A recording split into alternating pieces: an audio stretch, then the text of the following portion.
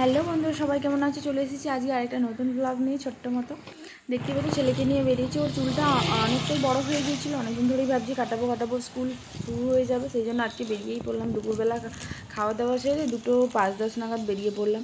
চুল কাটিয়ে প্রায় 2:45 বেজে গেলো চুল কাটতে যেহেতু সেলুনটা ভিড় ছিল না, সেহেতু তাড়াতাড়ি হয়ে গেছে। তো বেরিয়েই দেখি বাইরের এরকম অবস্থা। কালকেও প্রচণ্ড গরম ছিল, আজকেও ভালোই গরম ছিল।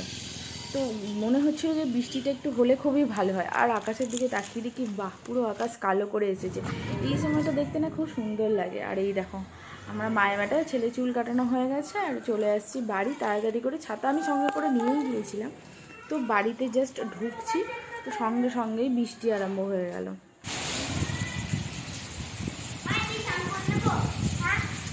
আর এই দেখো বৃষ্টি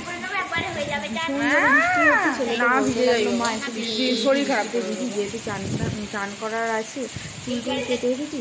তো আমিও ভাবলাম, আমিও তো ছোটোবেলায় অনেক বৃষ্টিতে ভিজেছি, ওদেরকে আর সেইভাবে ভিজতে দেওয়া হয় না। যাই হোক, ওরাও একটু ভিজে, ওরাও একটু আনন্দ করি।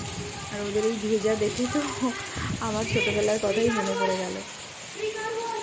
দেখো, বন্ধুরা মিলে ওকে ভিজতে দিয়েছি দেখে ওর বন্ধুদের খুব আফসোস হচ্ছে যে আরে আমরা তো ভিজতে পারলাম না। আমি ভিজতে দিতাম না, যেহেতু ওকে স্নান করতেই হবে, সেই জন্যই ও বারবার করে রিকোয়েস্ট করছিল বলে এই দেখো ভিজতে দিলাম। খুবই আনন্দ পেয়েছে ও। যাই হোক, এই আনন্দটাই থাকবে, ওরাও যখন বড় হবে ওদেরও মনে পড়বে, তাই না? তো চলো, আজকের মতো এখানে শেষ করছি। টাটা, দেখা হচ্ছে নেক্সট ভিডিওতে। সবাই ভালো থাকবে।